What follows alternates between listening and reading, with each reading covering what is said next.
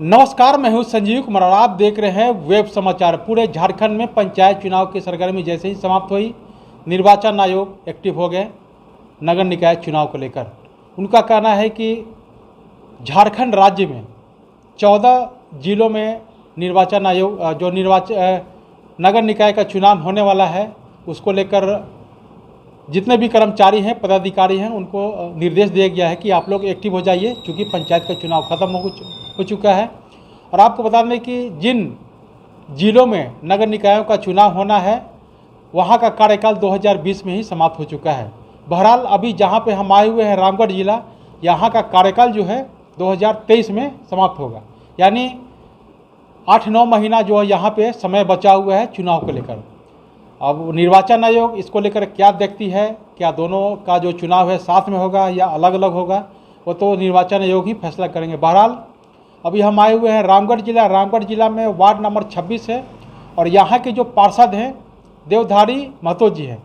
तो इनसे जानते हैं कि जनता ने जब इनको 5 साल के लिए मौका दिया और 4.25 साल हो चुका है, तो इस दौरान इनके द्वारा क्या कुछ डेवलपमेंट यानी विकास का काम किया गया। कोरोना काल में कैसे लोगों को मदद की है, प्रधानमंत्री आवास योजना के द्वारा कितने लोग को आवास दिलवाए, शौचालय, राशन कार्ड, पेंशन, सड़क, नली गली सहित इनके कार्यकाल में कोई ऐतिहासिक काम जो पूर्व में नहीं हुआ था।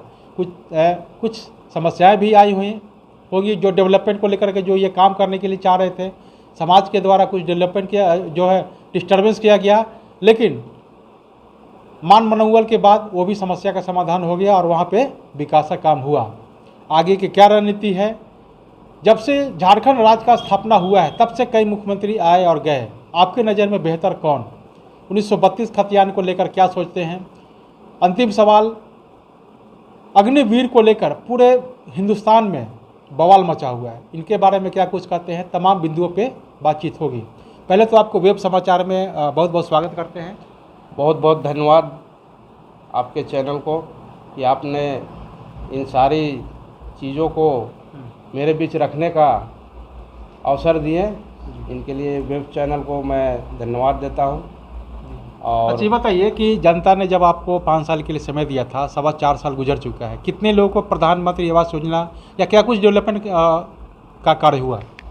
मैंने 4 साल के अवधि में 231 लोगों को प्रधानमंत्री आवास दिलवाया, 130 लोगों का वृद्धा पेंशन दिलवाया, रोड, पीसीसी, फेवर ब्लॉक 6-7 टोला मोहल्ला में बन के तैयार है। आगे भी योजना मैंने दिया है नगर परिषद में।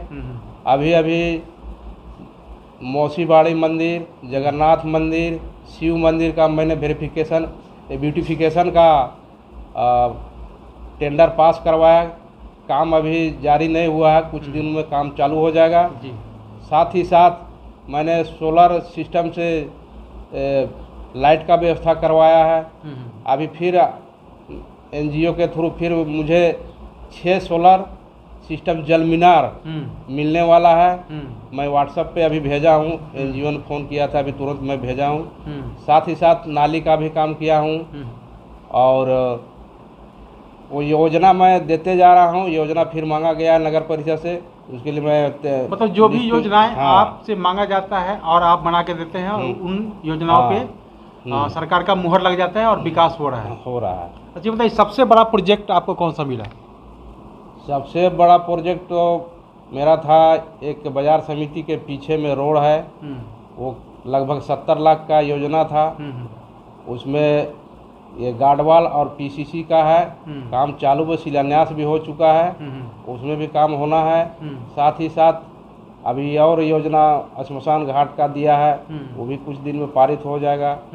और आगे मैं बड़ा से बड़ा और छोटा से छोटा योजना को नगर परिषद से पारित करवा कर काम करने का प्रयास कर रहा हूँ। इसमें नगर परिषद अध्यक्ष, नगर परिषद उपाध्यक्ष हमें काफ़ी मदद करते हैं। वो भी अपना फंड से हमें योजना अपने क्षेत्र में देते हैं, उनको मैं भी धन्यवाद देता हूँ जी। अच्छा बताइए कि कोरोना काल में आपने कैसे लोगों को मदद किया? कोरोना काल में मैंने जितने भी प्रवासी मजदूर आए, सभी के घर में राशन बांटने का काम किया। साथ ही साथ इलाज के लिए मैंने सदर अस्पताल पहुंचवाया, ट्रामा सेंटर पहुंचवाया और उन लोग को रहने के लिए मैंने सरकारी स्कूल है उसमें अलग से रखें। क्वारंटाइन सेंटर बनाए। हाँ, और सभी को मैं जब भी कॉल आता था मैं तुरंत सदर हॉस्पिटल पहुंचता था और लोगों का सहयोग करता था। अच्छा, आपके वार्ड में कितने जो है कोरोना के मरीज मिले? मेरे वार्ड में तीन ही पॉजिटिव मिले, उसमें से 2 का देहांत हो चुका है। क्या उन लोगों को मुआवजा मिल गया? मुआवजा नहीं मिला, जी। उन लोग को गवर्नमेंट तरफ से मिला, विभागीय मिला होगा, उन लोग सरकारी थे, ये इम्प्लीमेंट थे। अच्छा, तो उन लोग को अभी तो पता नहीं मिला अभी तो बताए नहीं जी। और अच्छा, ये बताइए कि आप वार्ड में डेवलपमेंट के लिए कुछ कार्य भी कर रहे होंगे, तो समस्याओं का भी सामना करना पड़ा होगा। कोई आपके जहन में जो कोई ऐसा समस्या जो आपको बहुत ही लगा हो कि अरे मैं तो चाहता हूँ कि इस वार्ड का डेवलपमेंट हो, इस एरिया का डेवलपमेंट हो, लेकिन लोग नहीं चाहते हैं? मैं फर्स्ट चुनाव जीत के आया था, उसी टाइम में 2 PCC रोड का योजना पारित हुआ था, टेंडर भी हुआ था और उसके बाद एक रोड बना। एक रोड में ये ग्रामीण लोग ही विरोध किया, मतलब एक रैयत ने विरोध किया, ग्रामीण नहीं किया। और एक तालाब का था सुंदरीकरण करने का, वो भी डिस्टर्ब किया उन लोगों ने और बनने नहीं दिया। इसके एवज में मैं 2 तालाब का गहरीकरण करने का काम कर रहा हूँ, काम जारी है। और आगे जो भी ग्रामीणों से जो काम करने का आदेश मिलेगा मैं उसको धरातल पर उतार करूँगा। अच्छा, बताइए कि आगे की क्या रणनीति है, क्योंकि इस बार जो है पार्षद का चुनाव जो होगा वो पार्षद के द्वारा ही चुना जाएगा, तो क्या आप इस बार उपाध्यक्ष के लिए फाइट करेंगे? अगर आप जी नहीं, मैं नहीं करूँगा, क्योंकि मेरे क्लासमेट और बहुत दिनों से साथी रहे उपाध्यक्ष जो अभी वर्तमान में है मनोज कुमार जी हैं, वो उनको हम ये नहीं करेंगे, बार्गेनिंग नहीं करेंगे। नहीं, बार्गेनिंग की बात नहीं हो रही है। पिछले बार जब हुआ था तो वो हुआ था पार्टी बेसिस पे हुआ था और जनता के द्वारा चुना गया था, लेकिन इस बार जो है पार्षदों के द्वारा चुना जाएगा। तो क्या अगर आप पार्षद चुने जाते हैं तो क्या मौका मिलेगा, तो क्या आप फाइट करेंगे? मौका मिलेगा जरूर फाइट करेंगे जी, लेकिन पार्षद बहुत दोस्त के साथ धोखाधड़ी नहीं करेंगे। नहीं जी, नहीं जी। अच्छा, बताइए कि जब से झारखंड राज्य का स्थापना हुआ तब से कई मुख्यमंत्री आए और गए, बेहतर किसे मानते हैं आप? बाबूलाल मरांडी को। बाबूलाल मरांडी को क्यों मानते हैं? उनका सोच कुछ अलग है, डेवलपमेंट करने का, राज्य का स्तर को ऊंचा उठाने का उनका हमेशा से प्रयास रहा था। लेकिन कुछ ही दिन के लिए रहे, कुछ ही माह के लिए रहे और उनके जगह पे तो उनका कार्यकाल आपको बहुत ही बेहतर लगा? अच्छा लगा, क्योंकि उनके कार्यकाल में मेरे गांव में कैथा चौक से लेके अब गोवर्धरा 4 लाइन जो है बाईपास 4 लाइन वहाँ तक PCC के काम उन्हीं के द्वारा हुआ था।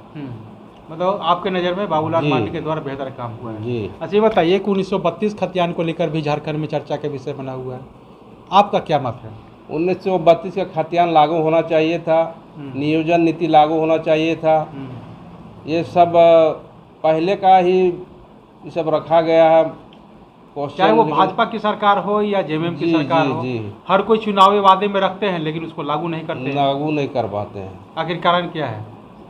सब अपने अपने स्तर से नेतागिरी करते हैं जी। अच्छा, ये बताइए, अंतिम सवाल आपसे है कि जब से मतलब अभी जो पूरे हिंदुस्तान में अग्निवीरों को लेकर के एक योजना शुरू हुआ है, सेनाओं को लेकर के, तो आपका क्या मत है?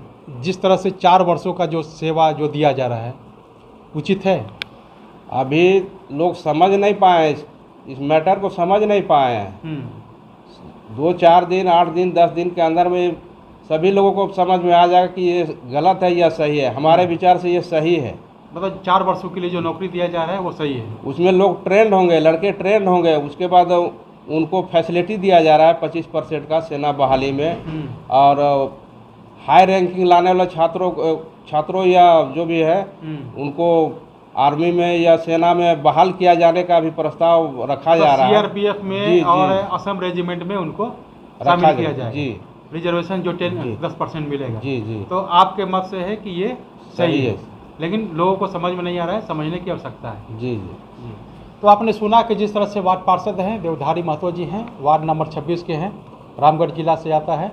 तो इनका कहना है कि जो अग्निवीर योजना है ये जो केंद्र सरकार के द्वारा लाया गया है बहुत ही अच्छा है, बेहतर है, लोगों को अभी समझ में नहीं आ रहा है, लेकिन सरकार ने ये भी घोषणा किया है कि सीआरपीएफ और असम रेजिमेंट में जो भी वहाँ से रिटायर होंगे उनको रिजर्वेशन दिया जाएगा 10%।